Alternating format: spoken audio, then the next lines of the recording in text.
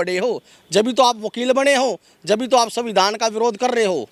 इस मसले पे मोदी जी, अमित शाह जी का बोलना तो दूर की बात, वहाँ के जो राज्य के सूबे के मुख्यमंत्री हैं सीएम यादव साहब, कम से कम मोहन जी तो बोल रहे हैं। देखो मोहन जी यादव जी से मैं एक बात कहना चाहता हूँ। देखो मोहन जी, आप मध्य प्रदेश के मुख्यमंत्री हो, भली भांति आप जानते हो जनता ने आपको चुना है और बाबा साहब की संविधान की ताकत है, आपने जो शपथ ली थी और मुख्यमंत्री बने थे। अगर तुम संविधान से टकराओगे, मुझे नहीं लगता कि तुम 5 साल सरकार चलाओगे। क्या दलित विरोधी है क्या ये लोग? अगर दलित विरोधी नहीं होती तो इतना मसला ही नहीं होता भाई साहब, इतनी बड़ी बात होती है नहीं। अगर दलित विरोधी नहीं होते मोहन यादव जी तो इतना बड़ा मसला नहीं होता, बाबा साहब की मूर्ति लग जाती। लेकिन अब यह मूर्ति लगने का एक पड़ाव इसलिए है, बाबा साहब के अनुयायी शेर अभी जिंदा है, अभी मरे नहीं हैं। ये लोग कौन हैं जो बाबा साहब को अपमान करते हैं, हमारे सेनाओं को अपमान करते हैं, संविधान बदलने की बात करते हैं, सेनाओं का अपमान करते हैं, अरेस्ट भी नहीं होते, सलाखों के पीछे भी नहीं जाते, कभी विजय शाह आ जाते हैं, कभी जगदीप साहब आ जाते हैं। आप तो हरियाणा से आते हैं, हरियाणा से भी आ गए एक सांसद महोदय रामचंद्र जांगड़ा साहब, वो भी बोल दिया उन्होंने। देखो रामचंद्र जांगड़ा हमारे आदरणीय उम्र में थोड़े बड़े हैं, मैं उनको इज्जत देना चाहता हूं।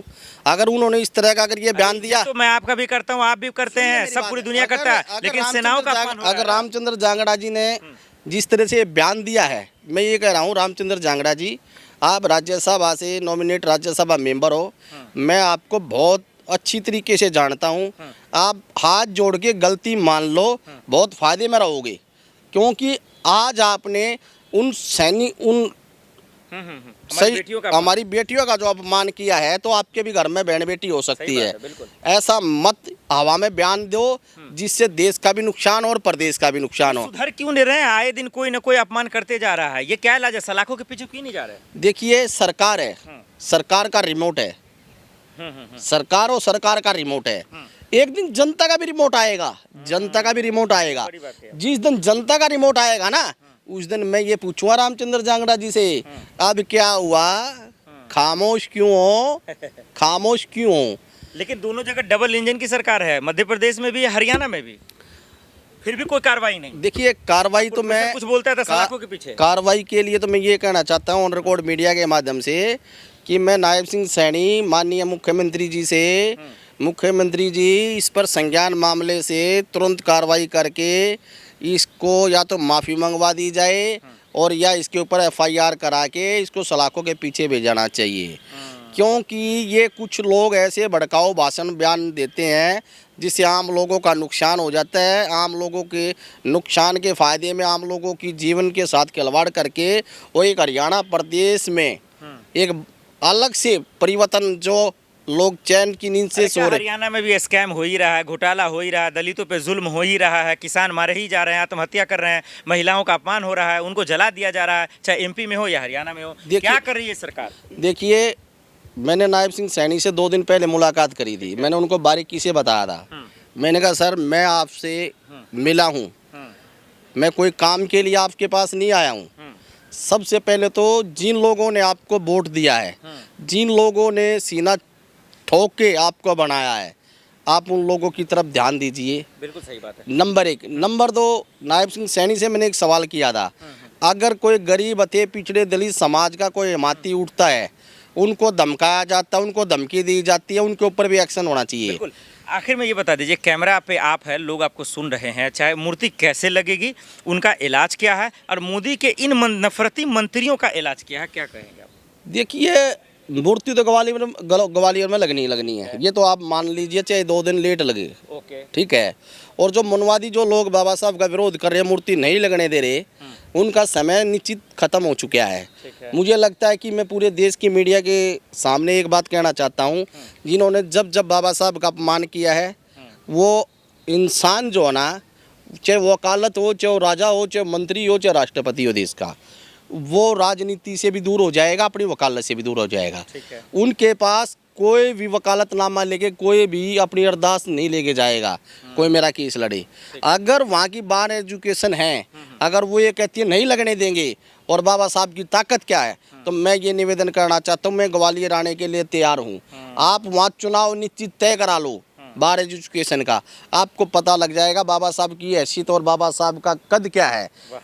क्या गलत बोला मैं आपको? बिल्कुल कद का पता लग जाएगा। रही दूसरी बात, मैं आपको निश्चित तौर पे एक बात और बताना चाहता हूँ, ये दलित औरत है, पिछड़े जो शोषित वो वंचित है किसी भी स्टेट के नागरिक हो, ये सब बाबा साहब की अनुयायी हैं, ये बाबा साहब के फैन हैं, ये बाबा साहब के कारण ही और बाबा साहब की वजह से ही आज सूट बूट पढ़ सकते हैं। नहीं तो हमारे को ये अधिकार नहीं था जो हमें बाबा साहब ने आज हमें बोलने का अधिकार दिया। नहीं तो हमारे बुजुर्गों के साथ क्या हाल हुआ था वो भली बात थी, हमारे बुजुर्गों ने भी हमें बताया और हमें भी पता है इस बात का।